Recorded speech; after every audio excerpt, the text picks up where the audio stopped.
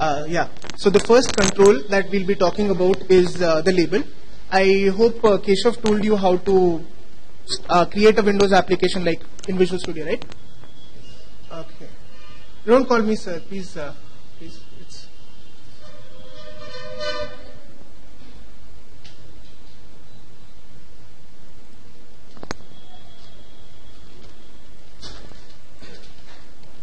So I'll show you everything in this application. I won't be creating any application, but I'll show you how to use a control, how to use the different controls using this application.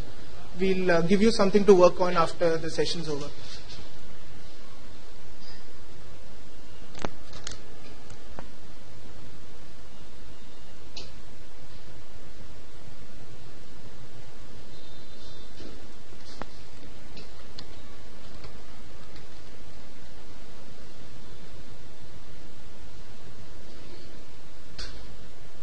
Hi, come in.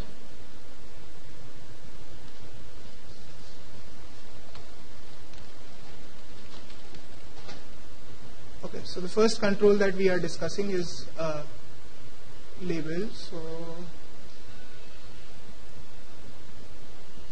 we'll go ahead and add a label. Now we'll check out the properties that are there. These are basically the properties. Every object has a property in .NET.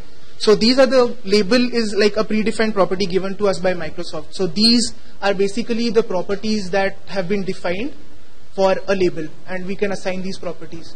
We can assign values to them. Well, most of them at least.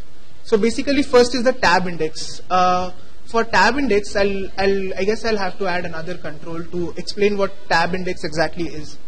We'll go ahead and add a couple of text boxes, and I'll define a tab index for these. Say I'll define a tab index of 2 for this and 1 for this, and I'll run the thing. Yeah, so basically the control that has the lowest tab index is automatically focused when the form loads. So when you press tab next time, the next control will be focused. So you can have, like, in a proper application, everything is in a tab. A lot of people never use the mouse. They use the keyboard itself. So they use tab key to browse over the controls. So this helps them a lot. So it should be in a particular order. I don't know if Keshav told you this. So basically tab index does that. This is a property of all the controls. All the controls share this property. So you should probably, label should not generally does not have a tab because it is not selected. It's just there to tell the user that this is what you have to enter inside a text box. So it generally does not, but all the controls have a tab index property. If you don't understand, please let me know. So first, next thing is, we'll go ahead and change the name first. The name is basically the programmatic name. This is the name that you'll be accessing the control through in the backend. So this is a convention that we follow. Label should always begin with LBL, and we'll say name, for example. And then comes, it's a naming convention. Like label, for example, you'll start with LBL. So if it was text box, for example, TXT. And we'll give it a name. Like this is the name that will be visible to the user. Sorry, text. It's not name, it's text. Okay.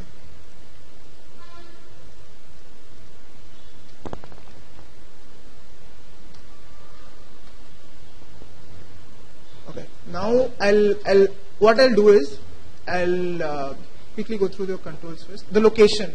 Location, basically Visual Studio provides you with drag and drop. Wherever you want, you can position it, and inside that thing the location is set. Like I moved it, now if I move it again, it changes to this location changes. So you can set it manually, but why would you want to do that when you have this GUI to do things for you, right?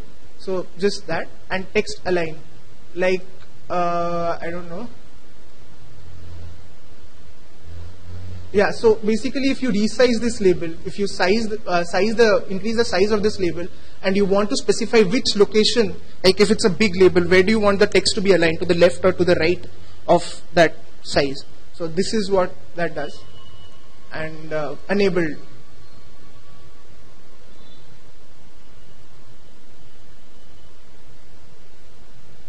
for a text, for a label, again, enabled property doesn't do much. It's not like you interact with a label. It's just there to tell you what you have to enter. So generally speaking, enabled doesn't make a huge difference when, as far as a label is concerned. We'll find out what enabled or disabled does. Enabled true or false does later on when we look at other controls. So what I'll do is I'll quickly go to the code behind and show you how we can play around with this. So basically I told you that to access it in the code behind, we'll be using the programmatic name that we'd given it. So we'll specify LBL name and we'll change the text. Right now it is set to name, right? So we'll change the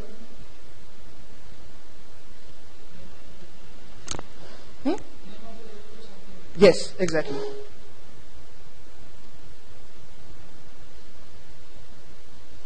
Sorry, my bad.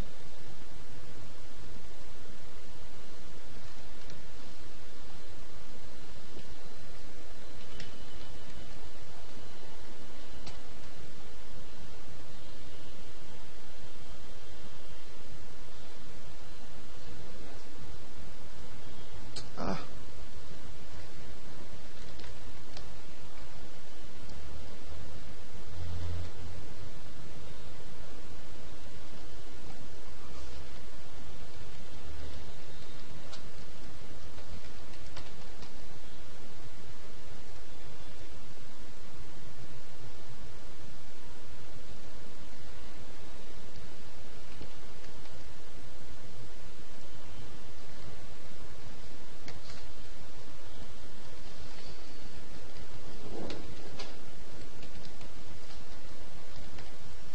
So when you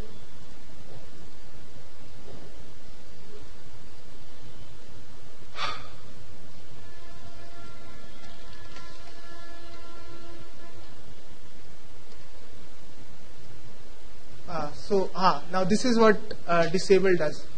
I guess it's disabled. It's false. So basically the label is not visible right now. So we enable it, and this time instead of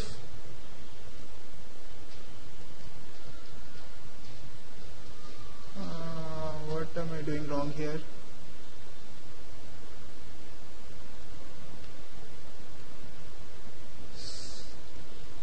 See.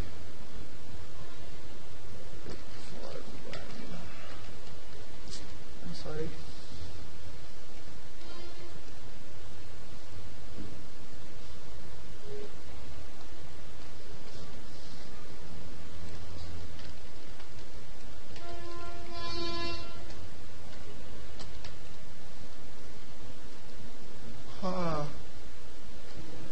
What?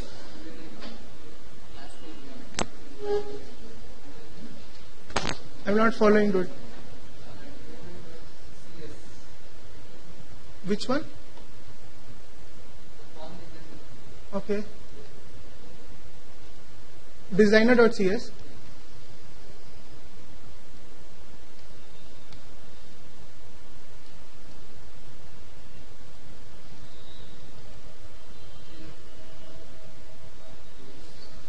Which one?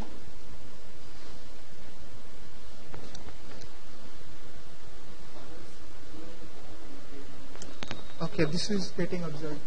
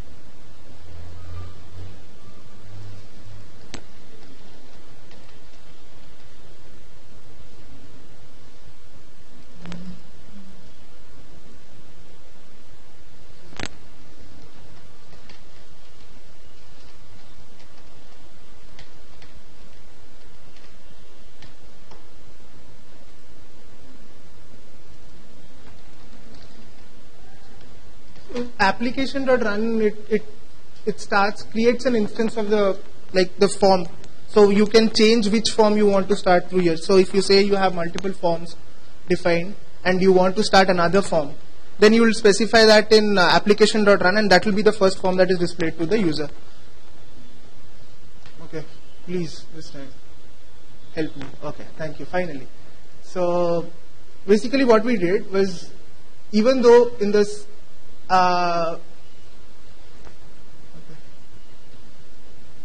even though we had specified the property in the designer as name, we changed it in the backend by accessing the label name, like the name property of the label, and we changed it to password.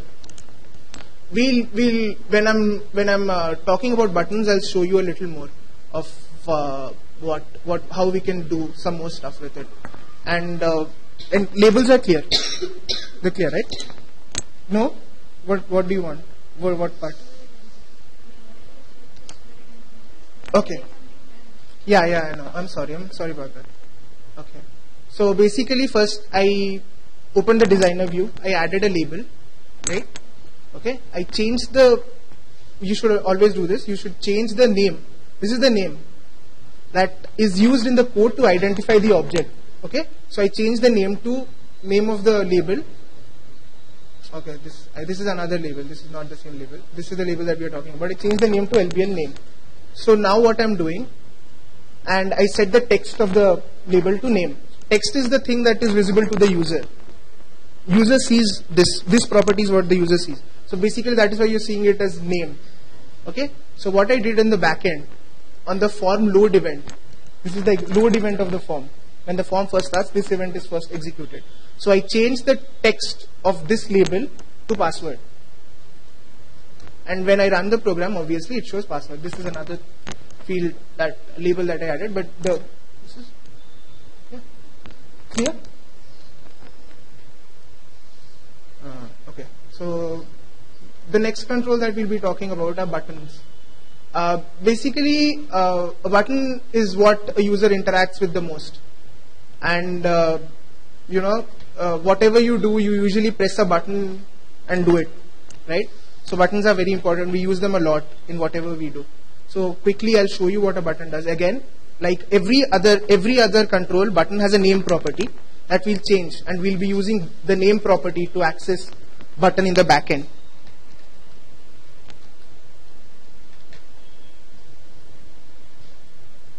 Again, this also has a text property similar to the label. So now what we'll do is when the user clicks this, we will change the text of this label back to name. Like we are first changing it to password here. Or what we can do is we can remove this. So it will now appear as, because in the text we specified name, right? And then when the user clicks on the button, we'll change it to password. So every button has an event known as the on-click event, click event, right? The click event here. And there are a lot of events that it has, but generally the ones that we use the most are the click event, and sometimes we use the hover event, and mouse hover event, like when the hover comes on top of this click me. I'll show you both.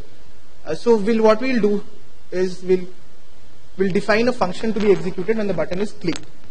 So we'll change the name to password.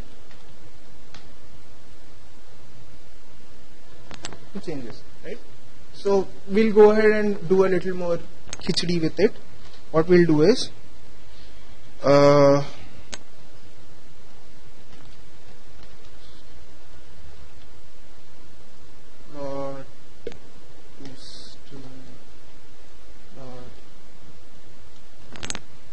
you know to lower, this is taught you, right? Password, then it becomes password is what? Yeah, I don't need to convert it to toString. Yeah.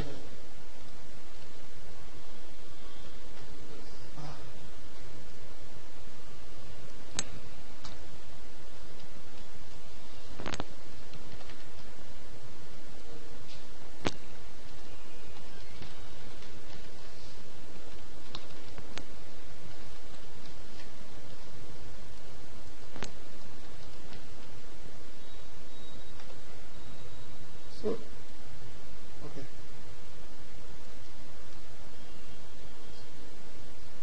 What?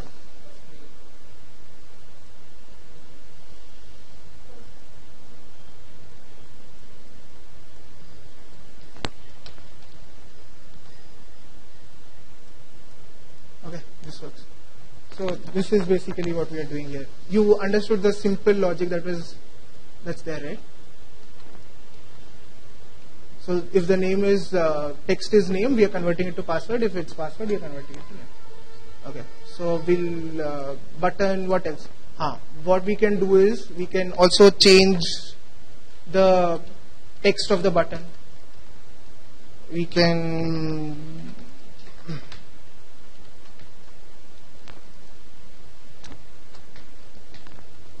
so this will now appear as change text, similar to what the label does.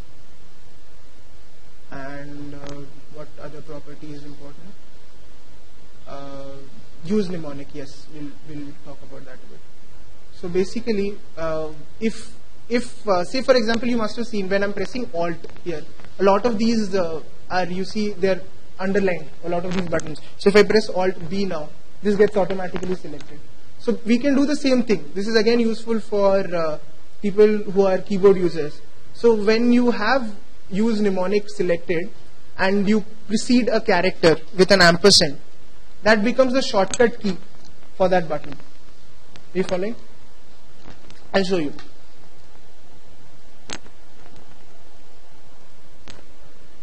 Control to Alt C, right? Just Alt. No, just Alt is not. That's not the Control Alt C is not the one. Wait.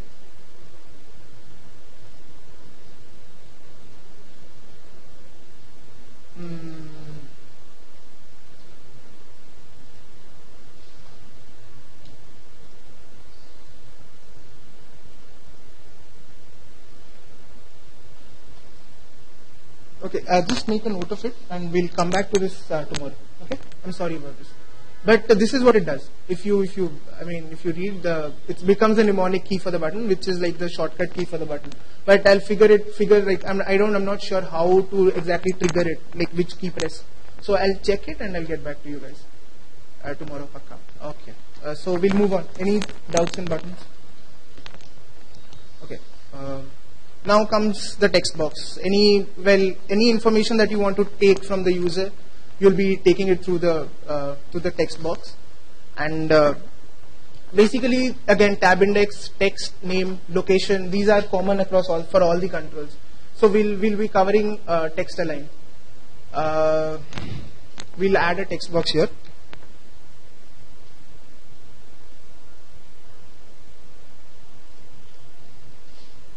We'll change the name property.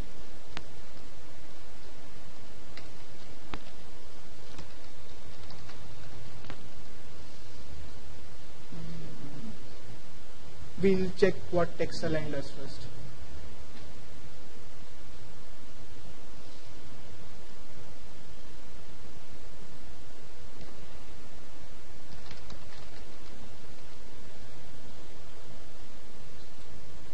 Basically aligns it to the center of the text box, right? And whatever text you want to be shown by default, you will enter it as a text. You can take that if you want. Yeah, so by default it is like left aligned. By default it should come at the left. Next we'll enabled again. This is something where enabled is really useful.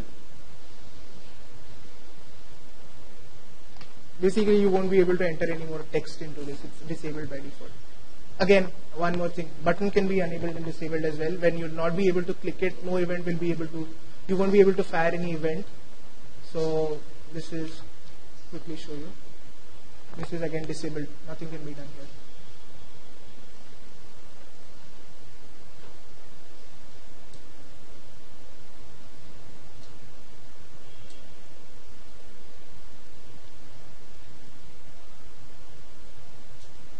But from the back end, I think you can still change the text even if it's disabled. Say, for example, I disable this.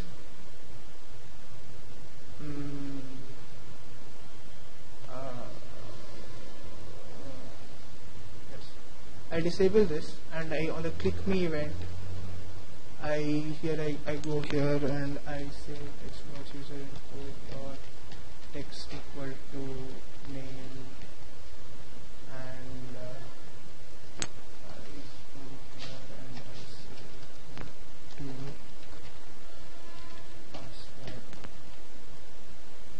The text box is disabled, but programmatically you can still change the text. But the user will not be able to enter anything. Now multi-line. Multi-line text box is basically where you have multiple lines, you can enter multiple lines here.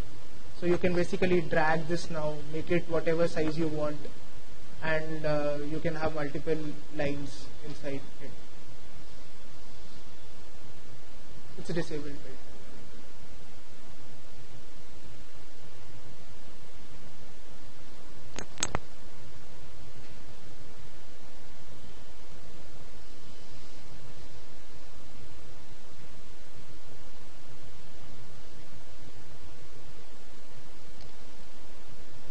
Is that something Keshav covered for you guys?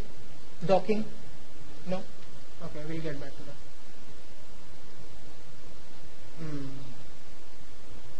Basically, you can enter multiple lines of text here and it will wrap it up. Okay. Word wrap.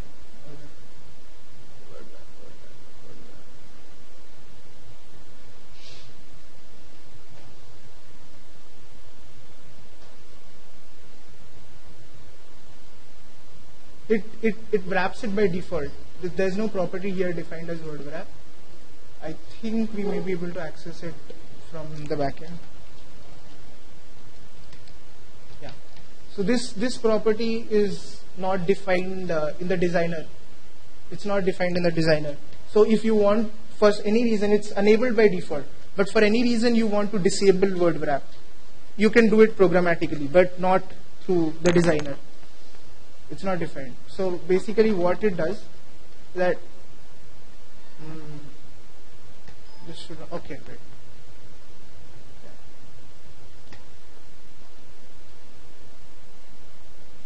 You see the difference? Like, it's not wrapping a word. Okay.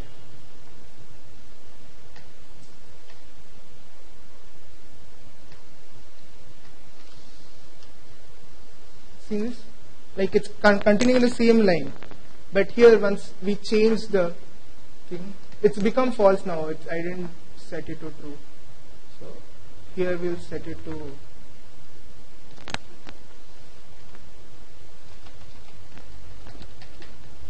and will not have any text inside. So that's easy for you guys.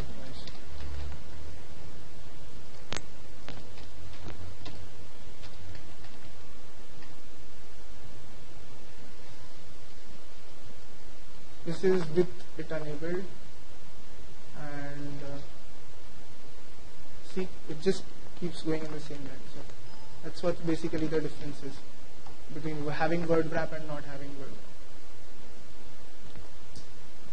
wrap. And password characters. When password characters, I guess everyone knows. Basically, they'll appear as blobs, dots. So when you have you're specifying a field that you want to show as a password character, you will define it as that. I guess if you have this text box defined as multi-line, then password character is not appearing. If you notice carefully, password character is not defined in these properties. But once you set the single line, set it as multi-line property to false, should appear again. Yeah. Where is it? I feel like there are a lot of that I'm missing.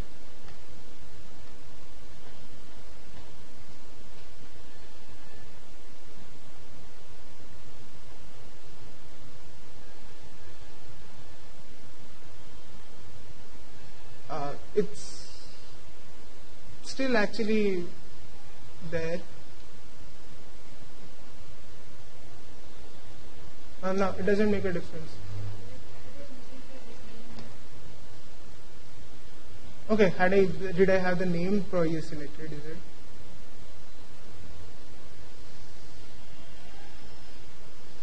So yeah, you can have something.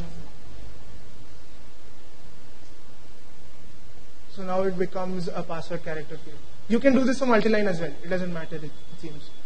You can have a multi-line password character box as well. Doesn't make a difference. So whatever you enter, you can have it visible as a password character. Okay. Should we move on to the next one? Am I going a little too fast, or is this okay? Because I'm not used to taking classes. This is probably my second time, so I'm a little flustered. Okay, so next thing that we'll be talking about is the combo box. Basically, combo box allows you to select from multiple values, select one value from multiple values, where like you want to restrict the user not to enter his own value. You want him to enter what is defined inside a combo box. You'll have, say for example, you have say a list of courses defined. So you'll have them defined inside a combo box so that the user cannot add his own course. And he has to select within one of those courses, right? So a combo box, again, like every other control, has a name property. And for combo box, we use CB courses set, right? So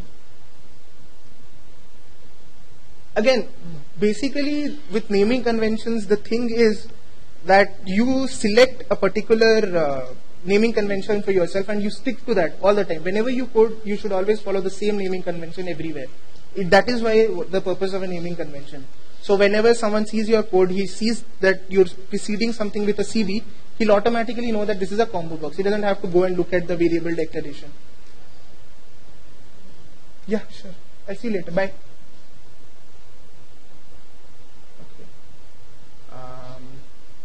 So what are the properties that we'll be covering? Location, we know. Text align, again I'll show you what it does. We'll go to text align later. Enable disabled, again same thing.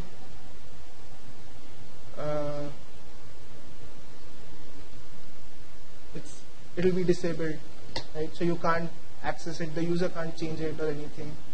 We'll go to drop down style first. We'll cover drop down styles first. We'll enable it again. And we'll change the drop-down style. First, we'll see what this does. Like this is basically where I can add my own items, right? I can change it. I can add my own items. Here, the drop-down style specified is drop-down. Okay. What I'll do is I'll quickly go ahead and add a few items to the list, to the combo box.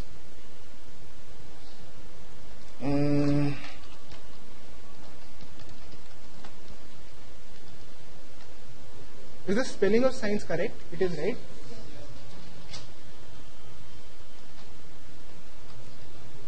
So this is drop-down style is simple here. So I can if I want, I can put my own thing here, no problem. And I can submit it to the whatever. But once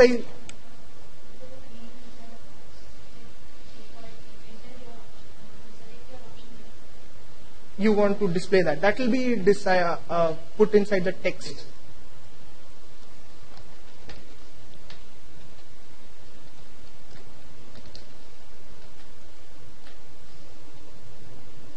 Yeah, this is what you wanted, right? Yeah. So then you go ahead and select it. But like this, when the drop-down style is simple, the user can enter his own. If he wishes to, he can enter his own course right now. That's what, I'll get back to that. In fact, I'll tell that to you right now. So basically, you change the drop-down style to drop-down list. So now what it becomes is that he can't enter anything himself. He just has to select from one of the values that are already there. And there is one more style, simple, where everything is visible from the beginning itself. Just get selected. Generally, by default, it's continuously visible. It's not like a drop down anymore. It's just visible. You select. All the options are visible to you by default. Even then. Say for example, I select here. It's still visible. We don't use this. We mostly use drop down list.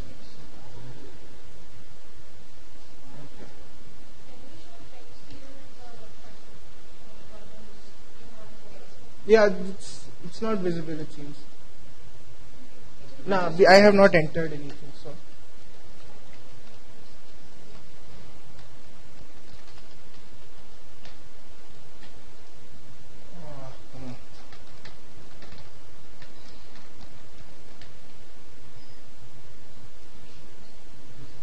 It's not taking, I guess. It's not allowing. So what you can do here, if you still really want to show this, what you can do is, from the back end, yeah, exactly. There's nothing restricting you from the back end, right? So we'll quickly close this. What we'll do is on the form load event, CV courses dot text. I'm not sure if text will work. We'll check.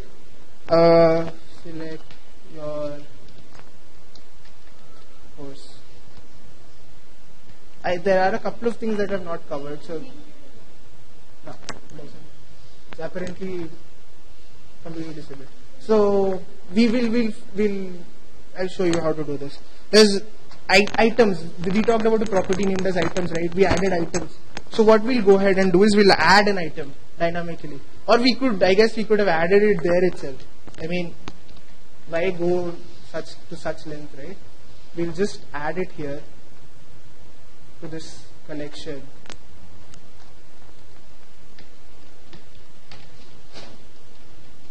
But if you notice, in the beginning itself, nothing is still selected. It selects no. Even then, you have to first select this. But that makes the point of having this. That shouldn't be an option. It should be an indicator, right? I know. Yeah, exactly. I'll show you how to do that. Are you getting angry on me? Are you?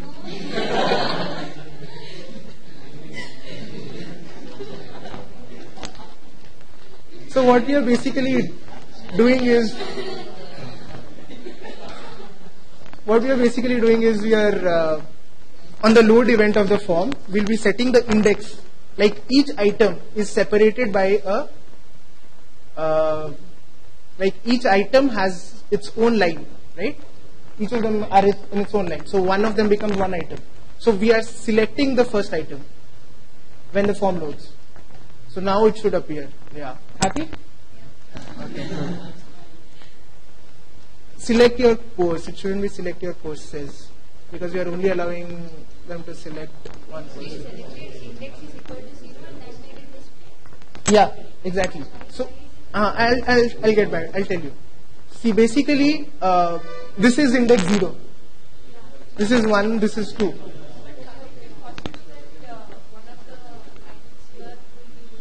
It's apparently not visible, but make a note of it. We'll check. Okay, I'll check and get back to you. But I don't think it's visible because right now we tried it. Right? It's not visible. Sure. Go ahead. Because we are binding the data as a data item to the dropdown, so we can't see the text.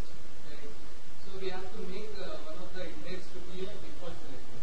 That's the reason why we can't do that. Okay. So it's not possible, basically. Is that what you're saying? Okay. These properties, I'll be going through them. Selected index. Yeah, I'll show you. And we have to be really careful here. I'll show you what can happen if you make a mistake here. Max is selected, like you expected. But say, how many items are there here? 3, right? And say, since it starts from 0, 0, 1, 2. So what happens if I put it as 3? Or 4? Okay, we'll put it 4. Ideally it should crash. Yeah, exactly. Argument out of it. This is an exception that's occurred. So, I'll tell you how you can,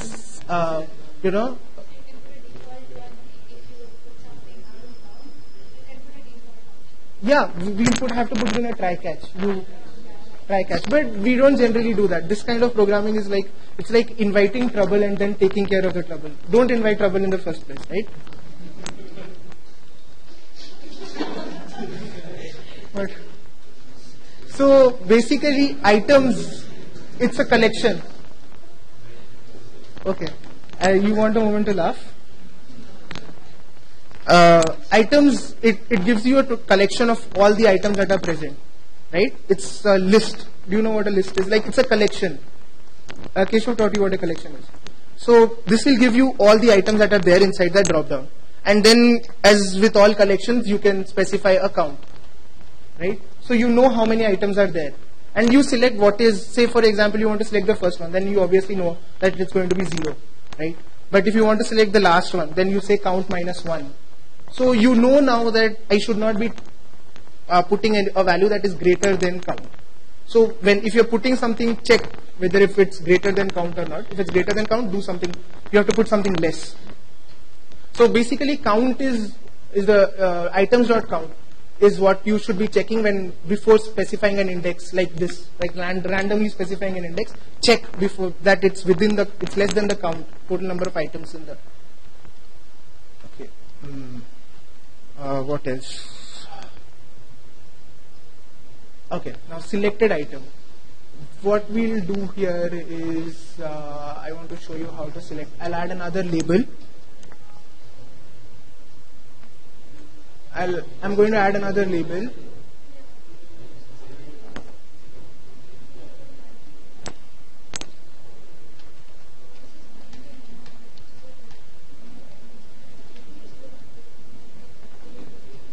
I'm clearing this code from inside this thing. I'm clearing the code from inside the button click event. Okay, I should ideally comment it. So this code inside click me event, click me button is now, I've commented it. Okay, so now what we'll be doing is, by default we will select an option for the user in the combo box. Dot selected index equal to 0, the first one. And then what we'll do whenever he clicks, okay, wait, what we'll do is, whenever he clicks, we will put the selected item, yeah, on the on click event, the button when he clicks the event, we'll change the text to cd courses dot selected item. Okay, selected item dot toString, I guess. Yes, because it returns an object. So we'll be converting it to string and displaying it. Okay. So what we are planning to do is, whenever we click on the button, whatever is selected inside this combo box should be visible, should be displayed on the label as well. Right. So if we were making a proper application, first what we'll do is we'll set the visibility of the label. Again, this is another property that every control has, visible. It is enabled, but it is not visible to the end user. Okay. This property will make it invisible, right? So now you have to be careful that when he clicks, you have to first make it, say, if I don't set the visibility to false. You can't see anything, right? So before clicking, you have to make sure that the label is actually visible.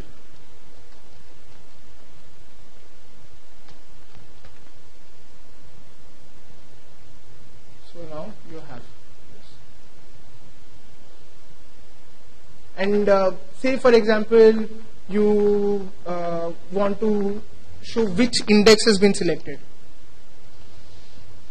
CD courses dot selected.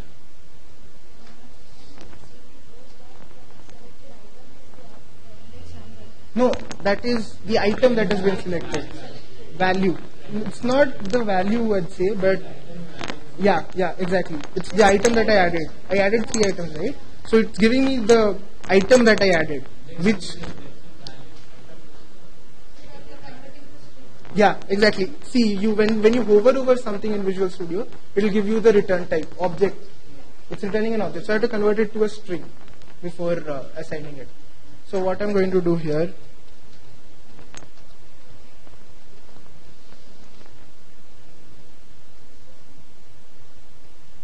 the index has been specified as 0. Right? So if I change this, index is specified as 2.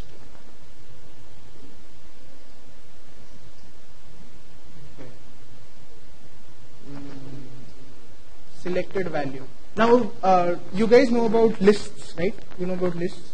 You know about objects, class objects. So what we'll do here, collection of objects.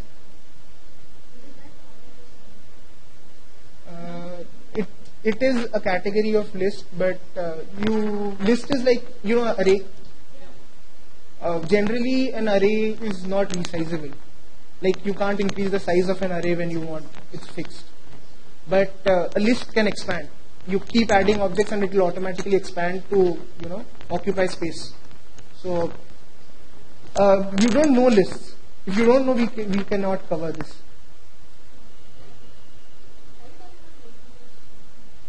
It's a data structure, but this is an implementation of that data structure. How should I explain? Yeah, I know that's going to be a completely different subject that I can't go into right now. But yeah, I can do that. But I was just wondering if they know lists. If we are not going to teach it now, we'll probably go back to it some other time. We'll obviously cover lists. Lists is an important part. So I'll just I'll create a class quickly.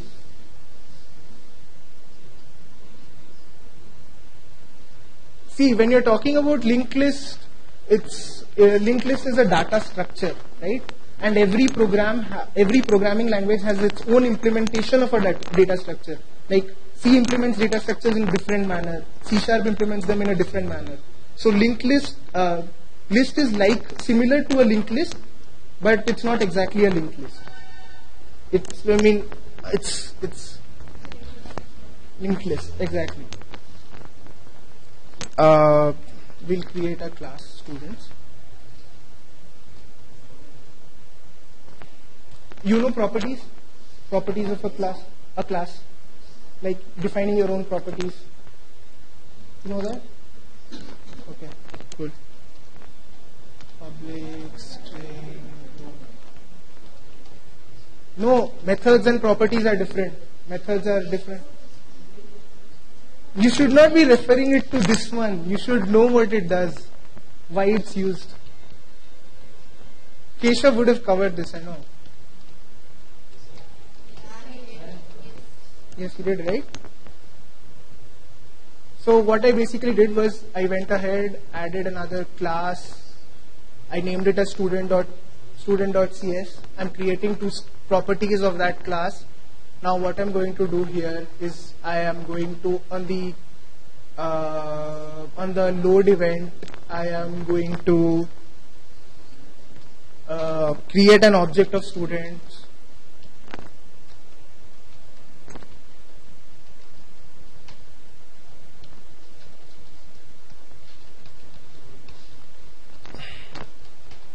And I am going to assign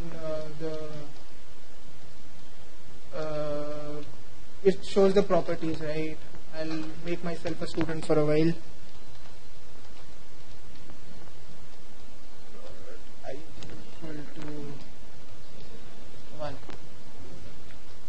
And what I'll do is I'll create another student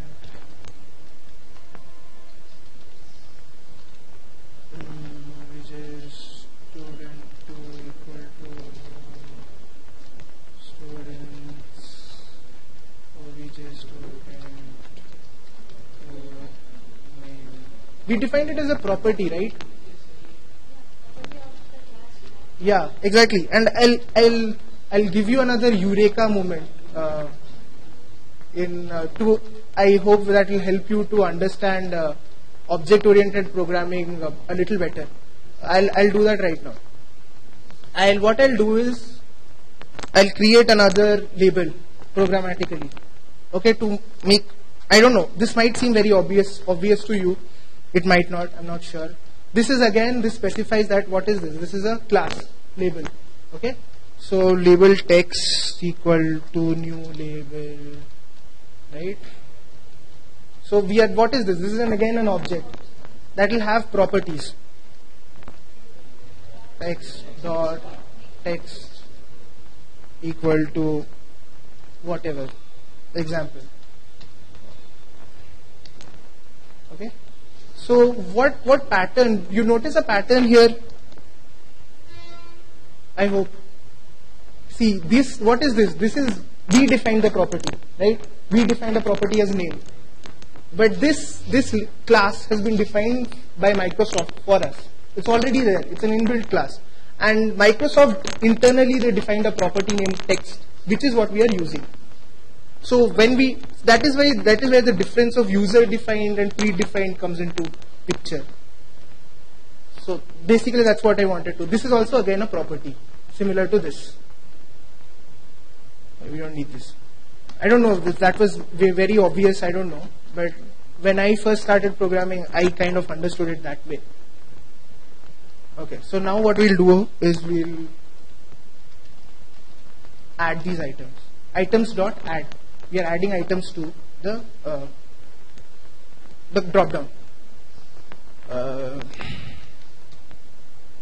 Students, and then we'll go ahead and add items dot add. Yeah.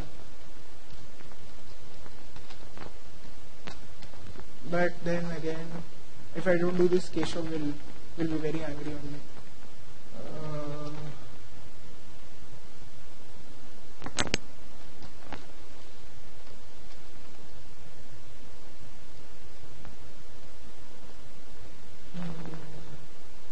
Edit something else. Yeah, we'll remove the items. Doesn't make a difference. If we have, we'll see what it does. If we have items defined here and then we are adding items on the back end, we'll see what it does. Because I don't know what it will do. I'll run it. See, this is basically what it's doing. Wait, I'll increase the size.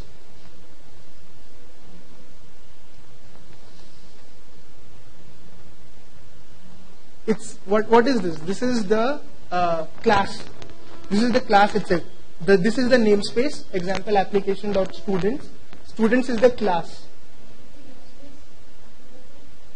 This is not at all how it should appear in the first place. This is because I made a mistake. It's giving like the programmatic value of whatever I put there. It's giving the programmatic value. It's not giving the user what the user should see. So I've obviously made a mistake here.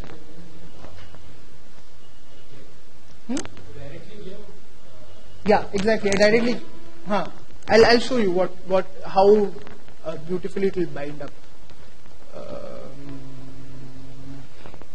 CB students dot value member is one. Value member, what does it do? We'll check quickly.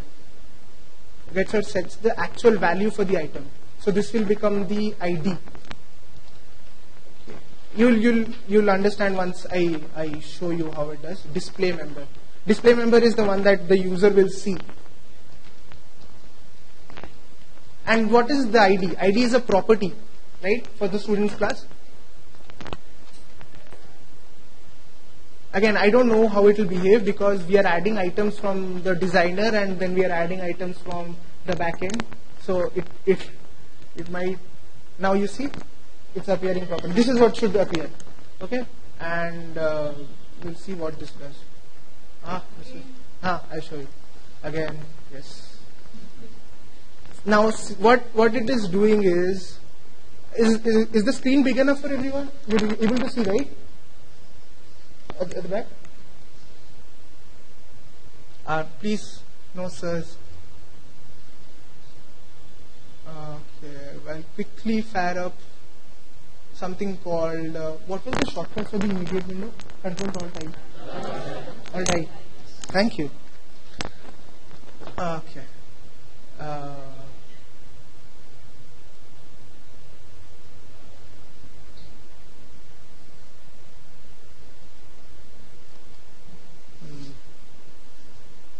Okay. Where is it? Okay. We'll let it go into the debugger mode. Okay. I'll quickly show you what this does. Now I'll first say dot selected item.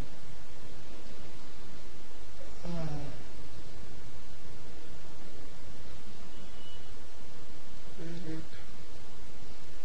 Oh, that's a label, right? What am I doing?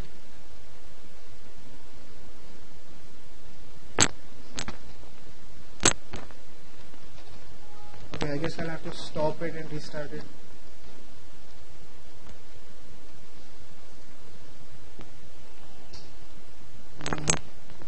Made it disappear again. Why is the IntelliSense not working here?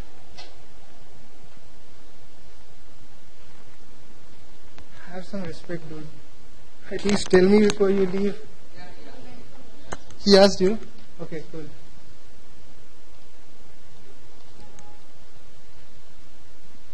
Okay, fine. This is going to be very annoying. So what we'll do is we'll have 3 labels. Quickly, we'll put them up. I'm deleting everything else. Oh, shoot. Control Z, right? My bad. We'll quickly add a couple of labels more. I think I'm taking a lot more time than I'm supposed to. And selected item, this will be selected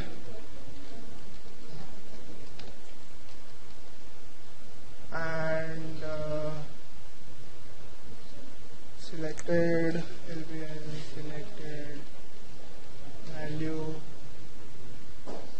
Okay. So what we'll do is on the button click event, we will go ahead and LBL selected value. Yes. Dot text equal to CV students dot selected value.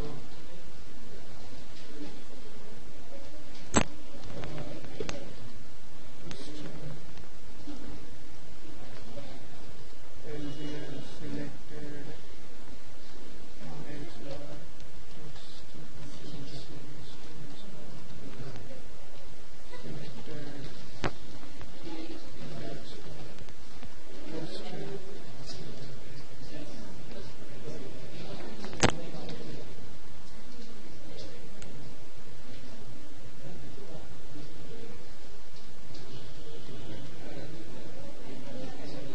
You'll find out. Like, oh, come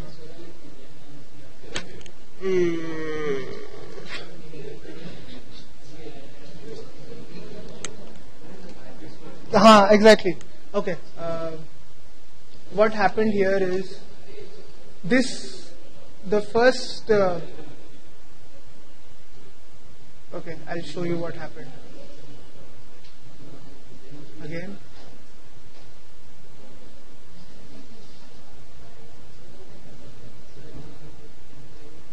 Value member ID. What am I doing now? Yes. So, is that what's causing the trouble? Are you sure?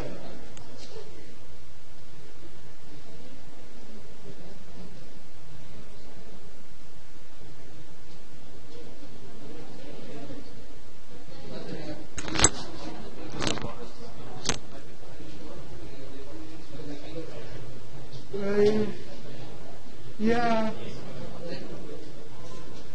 We see, I added the label names through the code itself. Uh, I'm sorry about this. Sure. Go ahead. You can probably do it.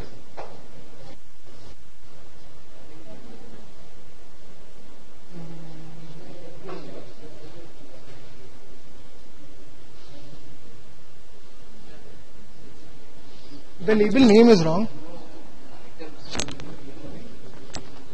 Okay.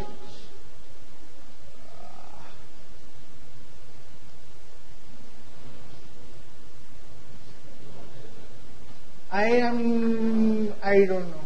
Wait.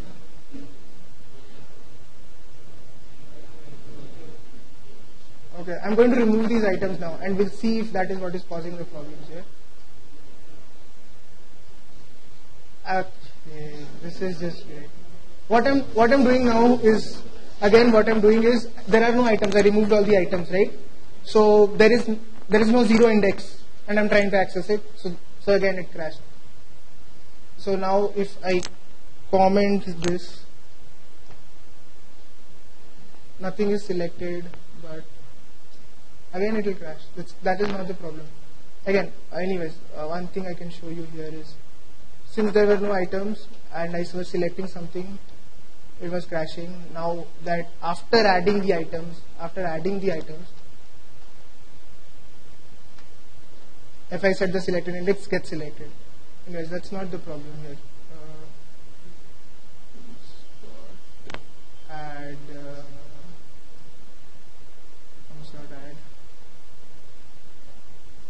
okay. That is the data source property. We are adding items here.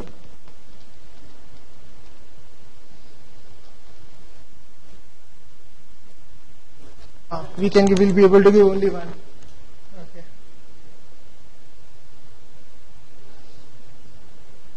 Okay, so this will not work. You have to learn what a list is to be able to do this. Okay, I'll quickly just go ahead and students, LST, student. You haven't been taught this, right?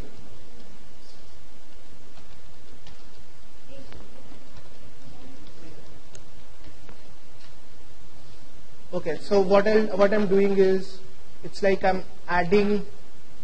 declared a list. Just know that it's a collection of something, collection of a particular type of object. It can be string, it can be integers, it can be anything, like an array. But it can expand anytime you want it. And I will add. So, and yes, I'll add objects to it. These objects are of type what? Students, right? The list I defined is again of type students.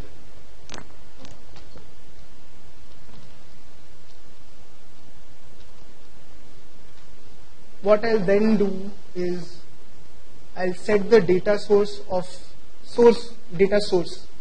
this combo box drop down as that list. So when I was trying to set the data source as, I'll show you that error in fact. I'll show you that exception. When I was trying to set it as a single object, it's basically when you have, say for example, you have a table of ID and you have a table, another column named name, and you want the ID to be the backend value and the name to be displayed to the user. Like I'm displaying Abhijit and Sampath to the user, but at the backend they have ID as their value, 1 and 2, right? So you want to do that, you'll set the data source of the combo box to that table. Understanding? So now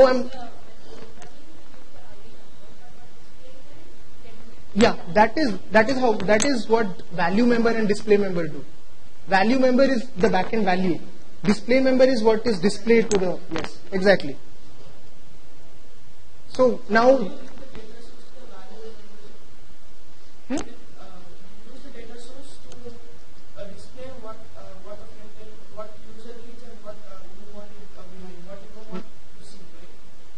what you don't want the user to see.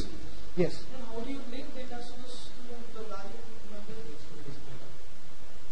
Exactly, I'll come back to that. That is selected value.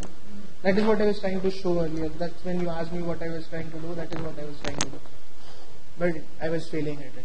Anyways, so what I'm trying to do now, I know this is going to crash, so I know what I'm doing now, finally. So this will crash now, and why, you'll find out. See, complex data binding accepts as data source either an IList or a list source.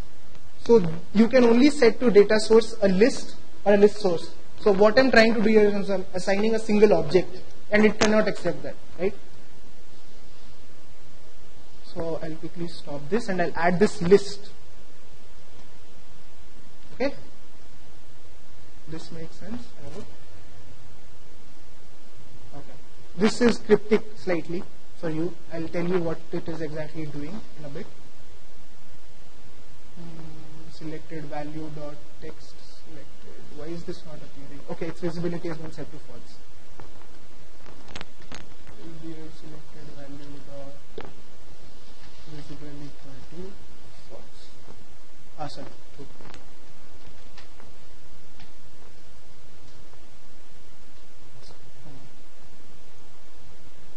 Did item dot to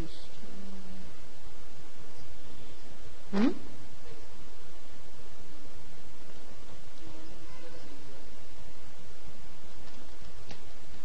I set some, what did I set to false? The visibility of what did I set to false? Nothing? Yeah, this. I guess I'll just remove it.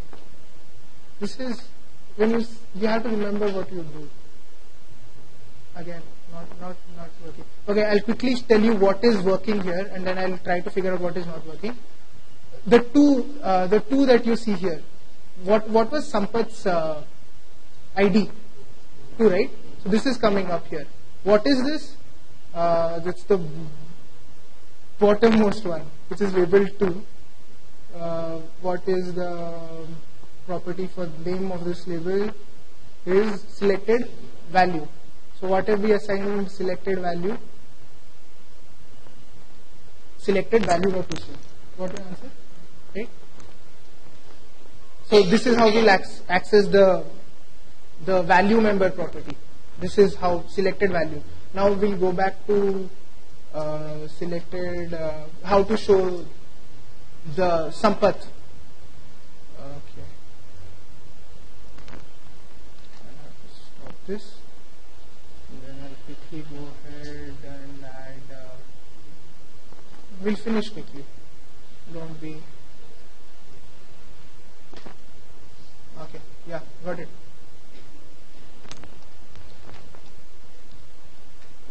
Selected text. Please work. Huh? Dot. Okay. Yeah. I'm sorry.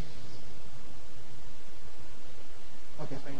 So you get the value member, you get the display member, and you get the index of what has been selected. I'll show you, for example. Yeah, because I'm displaying the index also, right? Here, see. What are you? 0. 0 is the index.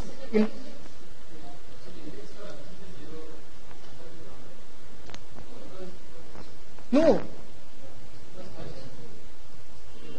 I'll explain. Don't worry, I'll explain. You can ask me as many times as you want. This is the ID that we assign. Okay, that we assign to the object's ID. Got it? This is the name that we give, right? That's the index. And I'll show you why Sampath appears first and Abhijit appears second. It's because the way we added them. See, to the list, object students we added to the list first, and then we added object 1, whatever. So that is why it's appearing, student 2 is appearing first and student 1 is appearing second. Okay, finally drop down is over. Finally. And then we'll quickly cover what else? We'll quickly cover checkbox and radio buttons. They're quite similar, so that shouldn't take a lot of time. And then we'll get back to something practical that you guys will do.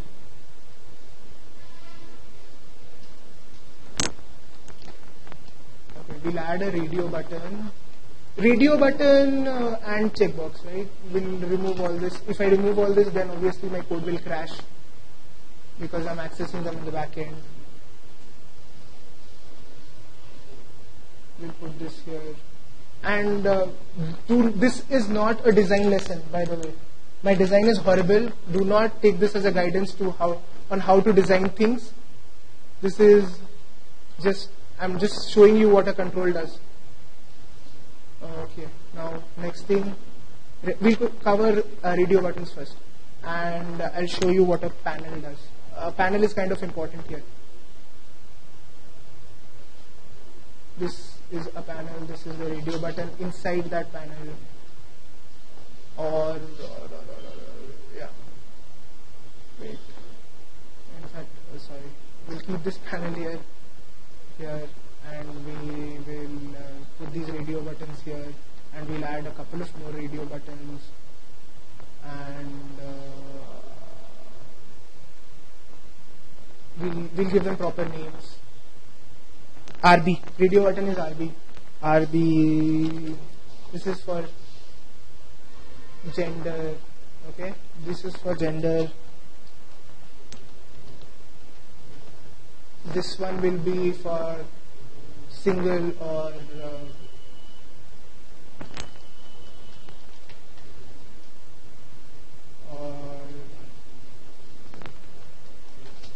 martial status. So now we'll quickly change this. This is the text. You got the name. Now I'm changing the text.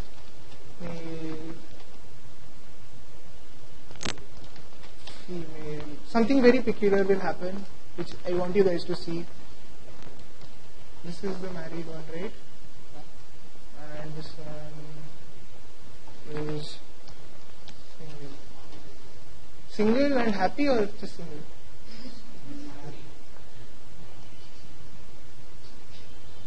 Okay. What?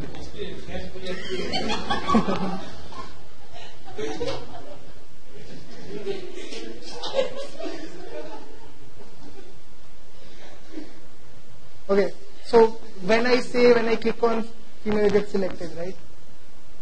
Now what is this? This is not what we want. This is not what we want, right? Because these are completely different. That radio button is different, this radio button is different. So how do you group them? You do that using a panel. You basically, right now .NET C# doesn't know which is in which group. You're not grouping them in any way. You're just giving them names, and C# doesn't know what a male is, what a female is, right? So, wanted to ask. What? Okay. What?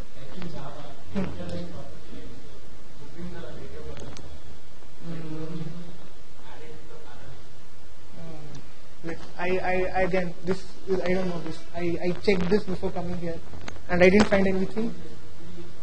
There may be. Please make a note.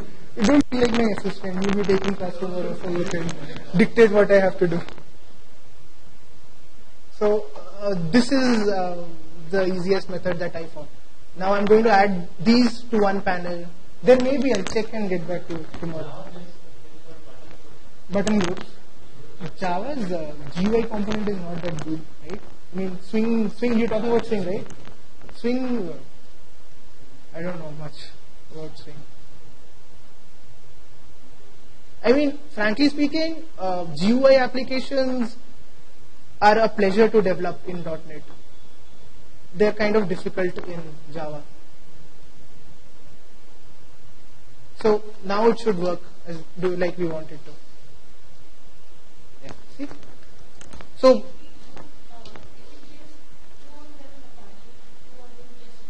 yeah, that should also work. That should also work. We'll check.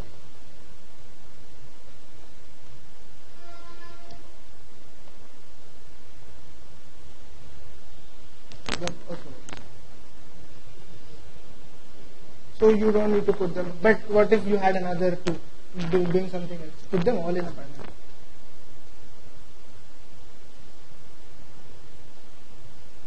Okay. Now,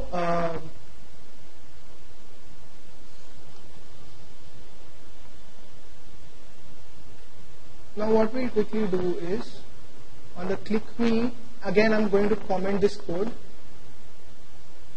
You know the shortcut to comment code in Visual Studio? No, that is one. I'm talking about the keyboard shortcut. Shortcut. Control E and then immediately, when you have control press, Control C. And then if you want to uncomment it, Control E and Control U. Okay. No. Wait. Yeah, the Control E and, well, that should work. Wait. That worked. Basically, the shortcuts are mentioned here. And Control E, U. Right? So I'll go ahead again and comment this. Control E, C. Okay. Now what I'll do is,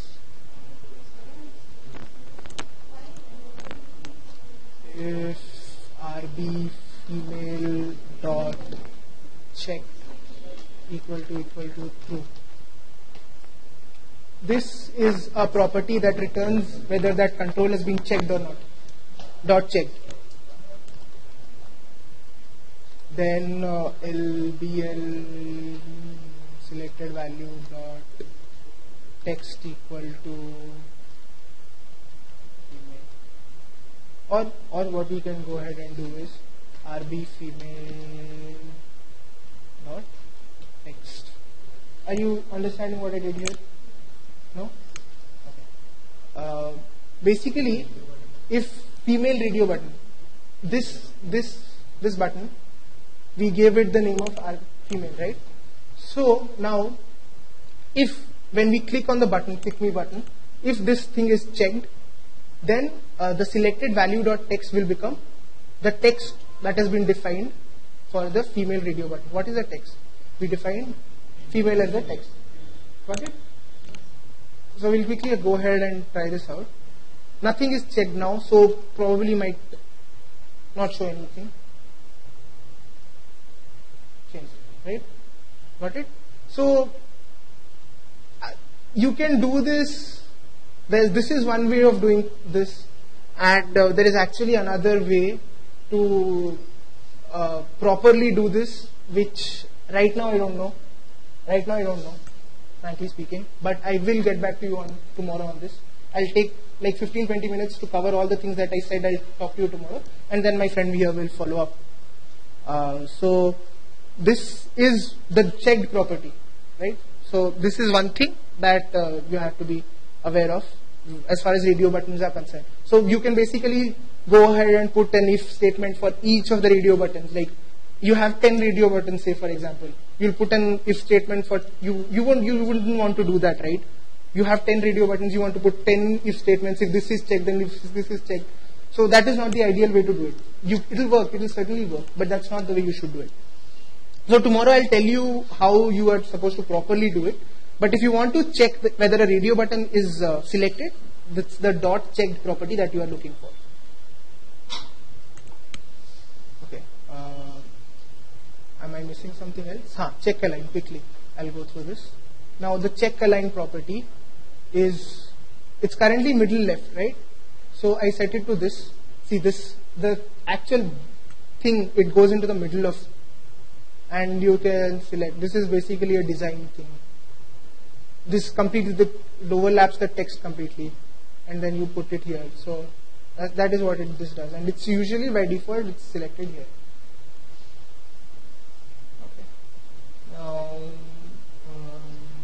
yeah. So now we'll quickly cover checkboxes.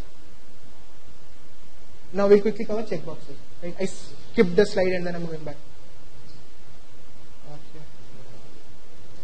Okay. I will comment this. I don't need to comment the code. In fact, what I'll do is I'll remove these labels.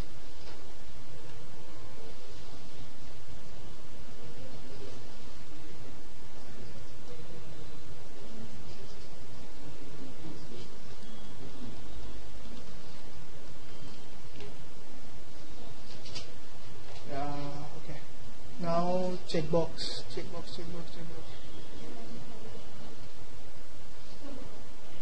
Okay. Now what we did is we are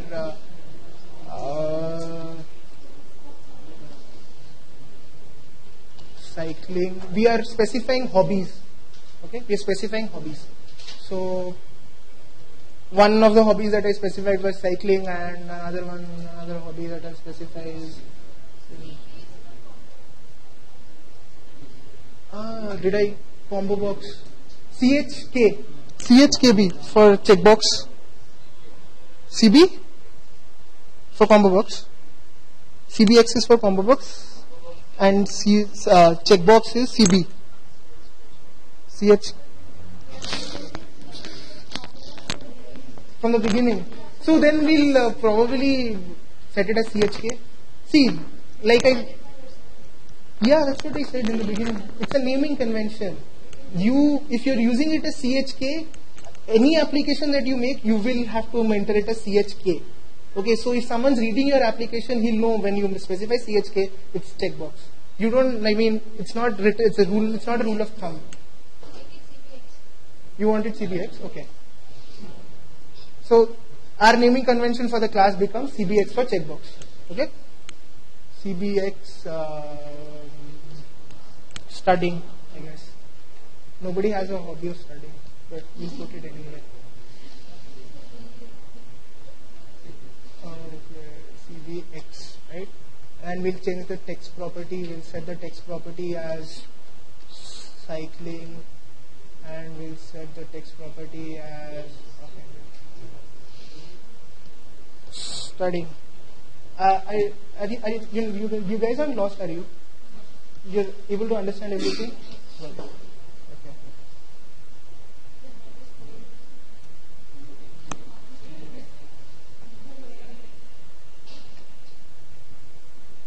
okay.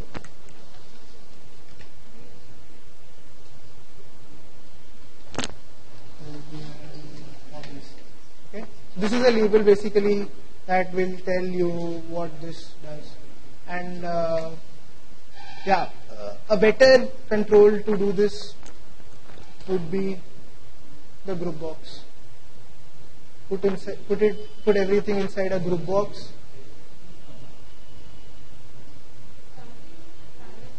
Yeah, we can. But the thing is, you want it to have a text at the top, right? Group box will allow you to do that. Yeah. We are grouping it. Yeah. Group box, GPB. Okay. Group box, hobbies. So now we know that when we are specifying studying and cycling, we mean hobbies. So these will be grouped under hobbies. No, that's in case of a radio button. Radio button. See. Okay. So now there's nothing like that. You can select both of them. No problem.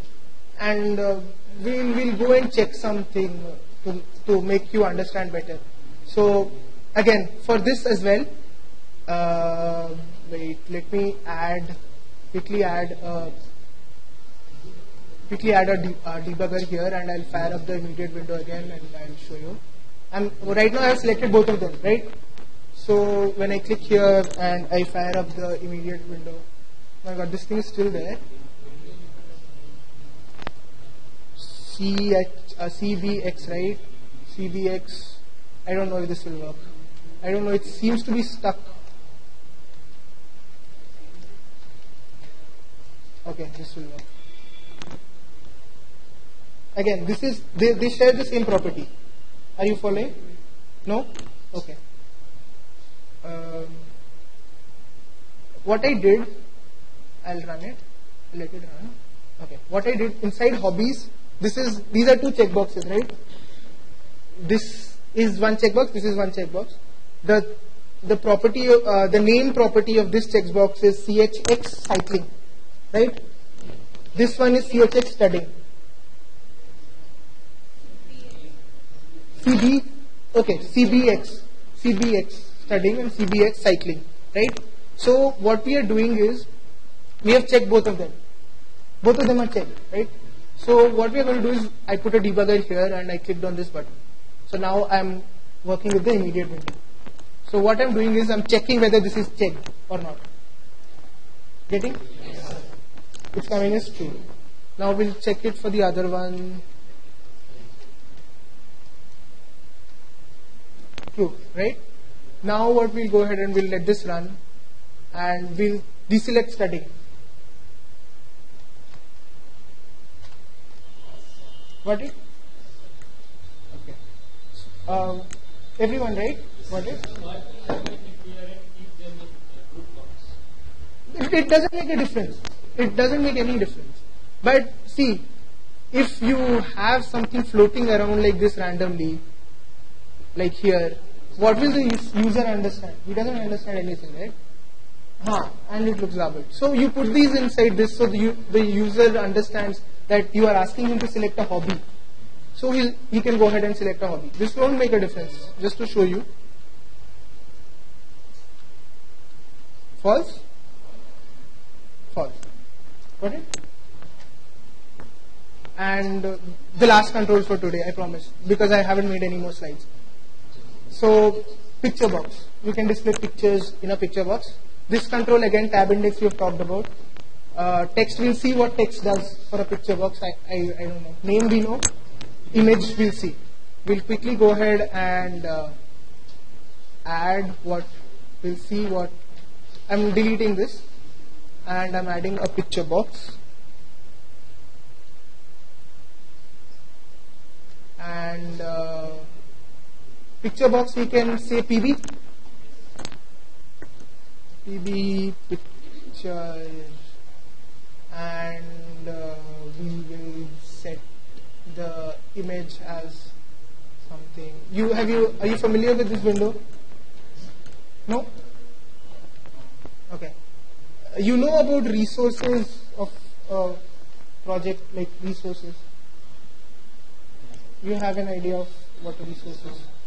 I'll explain. Okay, fine, no problem. So I'll go ahead and add a picture. Like I clicked on the import button here. Okay? And I'm going browsing and I'm going to pictures and I'll add the picture of 3 penguins and I'll set it as okay. So basically the picture is too big. It's too big, but there is something that makes it right. Okay, I'll figure that out. Like you're asking if we can contain it within. I'll check and get back to you. So basically, we use the image property to set an image for this picture box. Okay, and again, as you would imagine, we can do this programmatically as well. From the back end, we can set a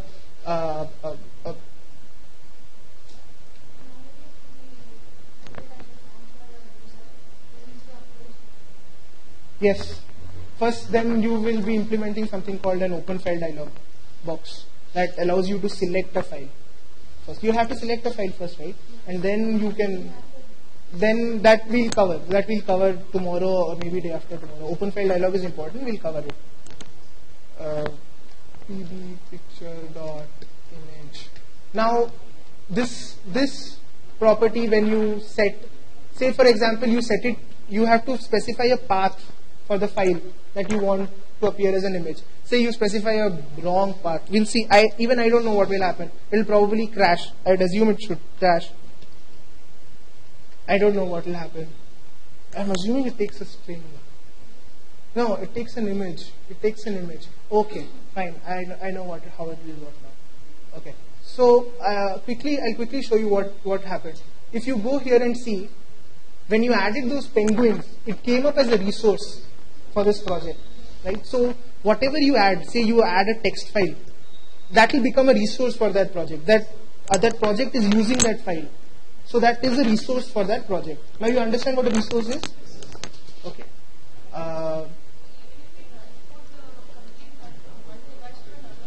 It goes with it. Yeah, exactly. .NET takes care of you for that. Means .NET takes care of that for you. So we'll go ahead and add another image as a resource. We are going to add another. Okay, we'll add it this way. We will.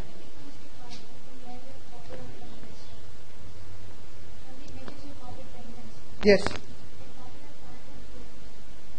Yeah, no, but the thing, the problem is, if you see here, the image property, it takes, no, it doesn't take a string, it takes an image, actual image object. No, see, it is, I'll show you, see this, what is it taking?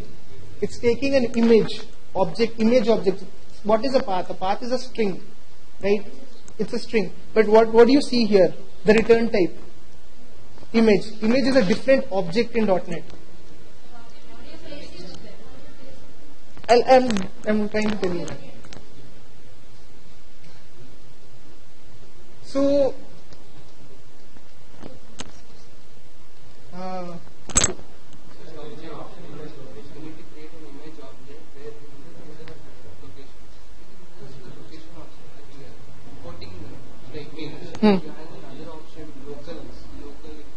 but resources should work, right? There is. I wonder if it takes. Wait, we'll check what. Okay, this takes a string. So, we can use this. Perfect. I am sorry for this. So what we'll do is we'll go ahead here and we will select the tulips. We will copy this and we'll set it as a path. No, I'll specify. Tulips dot. Is it a JPG? Yeah. Dot JPG. Okay. So what should happen is when. Okay. It's not, because it's an escape sequence. You know what an escape sequence is? /t/n. Those are escape sequences. So, yeah. Got it, right? So what has Keshav told you about string literals? When you specify @ in front of a string, it becomes a string literal and no escape sequences. Okay. So basically, if you put an @ in front of a string, it becomes a literal. So even if you have string escape characters inside it doesn't matter. It won't treat them as escape characters. It will treat them as a normal string. So when you are specifying paths, you precede it with a literal.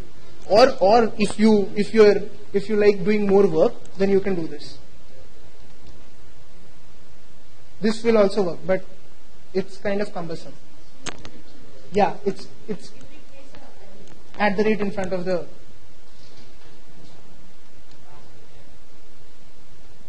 Or you can do this. If you don't want to place a string literal, then you can basically put 2 slashes every time, and that will also work.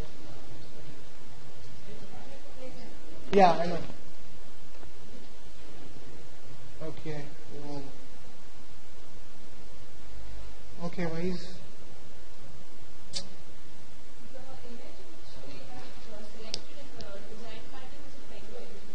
Huh. Clash in what sense? Yeah, tulips. It shouldn't clash. It should just change. But I'm not sure why it's not doing that. Or maybe there is something that I don't know. PB picture dot. Yeah, maybe because of that, it could be a reason. Okay, see, the thing is, yeah, we'll try and increase it and see if that makes a difference. Because both of them have skies in the corner. Yeah, this now we'll be able to see whether it's actually a penguin or. Okay, now I won't be able to click the button.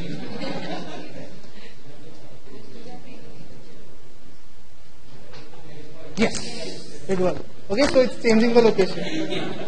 I've dragged this class on for very long. Now obviously it's already changed, so it's not going to change back. It's going to stay as a tulip. Got it right?